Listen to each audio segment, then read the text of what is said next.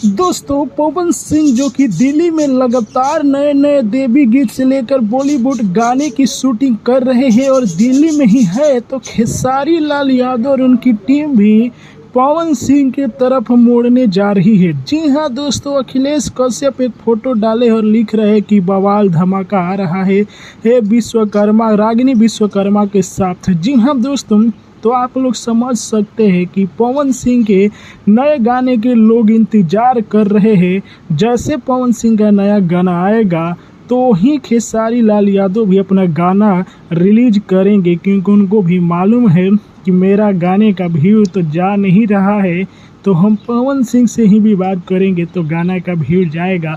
आप लोगों को बताते चलूँ कि कल पवन सिंह और डिम्पल सिंह जो कि देवी गीत की वीडियो की शूटिंग दिल्ली में किए हैं, जहां कि आप लोग नया नया फोटो देख रहे हैं। जी हां दोस्तों, पवन सिंह का नया नया गाना बहुत जल्द आएगा। आप लोगों को बता दूं कि सारेगामा हम भोजपुरी पर लाल घाघरा का जो कि मोशन पोस्टर रिलीज हो गया है, इसका भी फुल वीडियो को बहुत ही लोग इंतजार कर रहे हैं, क्योंकि मोशन पोस्टर जो कि बवाल और तगड़ा लगा हुआ है। तो आप लोगों को क्या लगता है कि जब पवन सिंह का गाना आएगा तो कितना बड़ा धमाल मचाएगा? कमेंट में बताइए। जय हिंद।